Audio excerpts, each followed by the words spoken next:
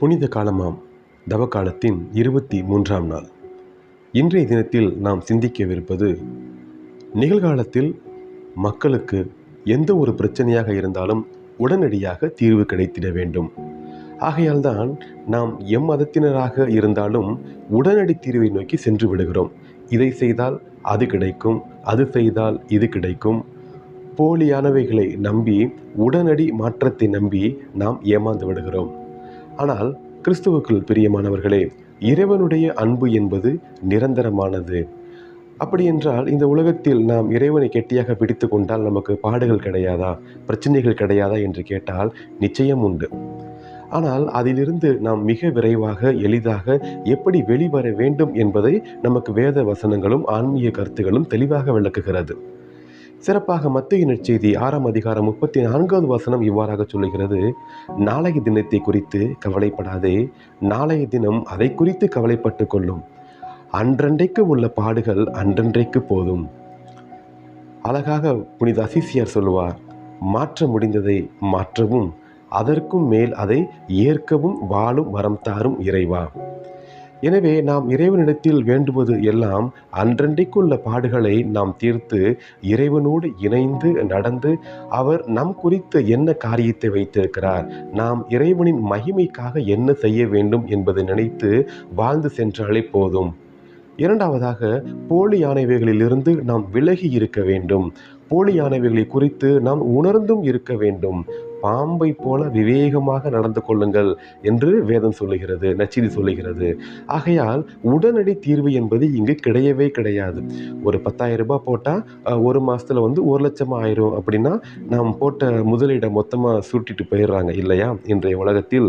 அதே போல் தான் நாம் இந்த கோயிலுக்கு போவோம், இந்த காரியங்களை செய்வோம், மெழுகுதிரியை கொளுத்தி வைப்போம், இந்த இத்தனை வாரங்களுக்கு இது எல்லாமே ஒரு வகையான சடங்கு சம்பிரதாயங்கள்.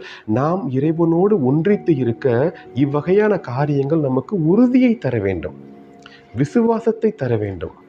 நாம் ஒரு கோவிலுக்கு நடந்து செல்கிறோம், ஒரு கோவிலுக்கு ஏதாவது ஒரு காணிக்கை செலுத்துகிறோம், வேண்டுதல் புரிகிறோம். இவை அனைத்தும் இறைவனுக்கும் நமக்கும் உள்ள உறவை இன்னும் நெருக்கமாக்குகிறது, அவரை பற்றி அறிந்து கொள்ள செய்கிறது என்றுதானே தவிர இந்த காரியங்களால் மட்டுமே நாம் இறைவனோடு ஒன்றித்து வாழ முடியாது.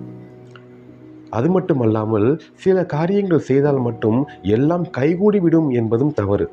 இந்த காரியங்கள் எல்லாம் நாம் இறைவனோடு ஒன்றித்து வாழ நமக்கு ஒரு தூண்டுகோலாக, ஒரு துணையாக, ஒரு உதவும் கரமாக இருக்கிறது என்பதை நாம் உணர்ந்து கொள்ள வேண்டும். அதை நாம் சரியாக உணர்ந்தால் போலியானவைகளிலிருந்து நம்மால் விலகி நிற்க முடியும். இரண்டாவது, அன்றன்றைக்கு உள்ள சுமைகளை அன்றன்று நாம் இறைவனோடு சேர்ந்து சுமந்து மகிழ்ச்சியாக வாழ்ந்து நாளைய தினத்தை குறித்து கவலைப்படாமல் நாளைய தினத்தை குறித்து கவலைப்படட்டும், அது நமது வேலை கிடையாது, என்னை பாதுகாக்க, என்னை பராமரிக்க, என்னோடு நடந்து வர என் தேவன் இயேசு இருக்கிறார் என்பதை உணர்ந்து நாம் இந்த பாடலை இந்த புனித காலமாம் தவக்காலத்தில் தியானிப்போம். நீரையுண்டு என்னில் கூரையுண்டு, நிலவின் ஒளியிலும் இருளுண்டு, புகழுண்டு என்றும் ஈகள் உண்டு, இமய உயர்விலும் தாழ்வுண்டு, மாற்ற இயல்வதை மாற்றவும், அதற்கு மேலதை ஏற்கவும், உமது அருள் தந்து மனித நிலை நின்று வாழ வரம் தருவாய். அருமையான பாடல் அல்லவா? ஒருவரும் நான் கேட்கிறேன், திருப்பதம் நான் பணிகிறேன், மனிதனாக, முழு மனிதனாக வாழும் வரம் நான் கேட்கிறேன், ஒருவரும் நான் கேட்கிறேன்.